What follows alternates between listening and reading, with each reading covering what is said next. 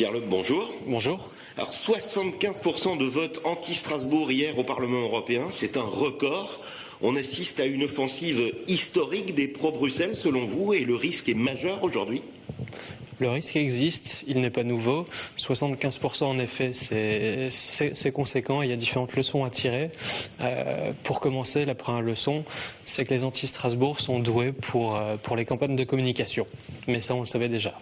Alors l'attaque est plus sournoise puisqu'elle réclame juste un siège unique. Pourquoi Strasbourg a-t-elle toujours défendu le statu quo des institutions et n'a-t-elle pas accompagné cette démarche et demandé à être ce siège unique ?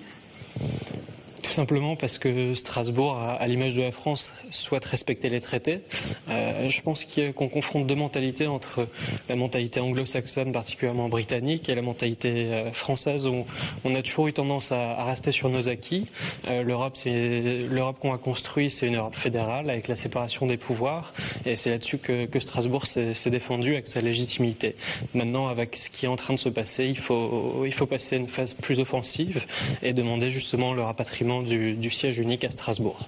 Alors bien sûr, tous les politiques strasbourgeois ont vivement réagi, mais ça part encore dans tous les sens, et c'est plutôt d'ailleurs pour critiquer l'adversaire local qu'ils ont réagi. Pourquoi le consensus sur ce dossier est-il impossible selon vous ? Alors, tout dépend de la strate. Au niveau local, le consensus existe. Il n'est pas forcément assez représenté par certains élus, mais en tout cas, la vocation européenne et internationale de Strasbourg connaît ce consensus et doit le mettre en avant, que ce soit au niveau de la ville, du département, de la région, mais aussi au niveau de l'État. Et il faut qu'il y ait une passerelle plus fluide, certainement, entre Strasbourg et Paris, entre la ville et l'État, pour défendre bec et ongle ce siège et enfin demander le rapatriement avec le siège unique à Strasbourg. Alors l'offensive anti-Strasbourg essaye aussi et surtout même de se rallier l'opinion publique. Et là aussi on a l'impression que peu de gens se mobilisent en Alsace, un fatalisme de la défaite ?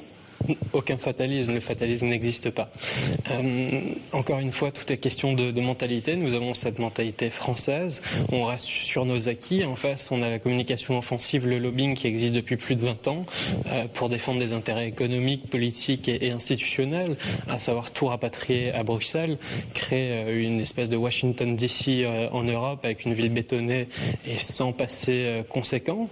Et à nous désormais de passer sur cette communication offensive, d'entrer dans ce lobbying et surtout de regrouper l'ensemble des forces, de les mobiliser. Tout le monde défend le siège, mais tout le monde le défend individuellement. Ce qu'il faut, c'est que les acteurs économiques, les hommes politiques et bien évidemment la société civile avec les associations se mobilisent pour se faire entendre dans la presse nationale, dans la presse européenne. Vous faites partie de ces défenseurs offensifs, dirais-je, mais on entend aussi le mot compensation, il revient avec insistance. Est-ce qu'il ne faut pas écouter les gens qui demandent ces compensations et négocier dès maintenant ? La seule compensation, ce sera le siège unique à Strasbourg.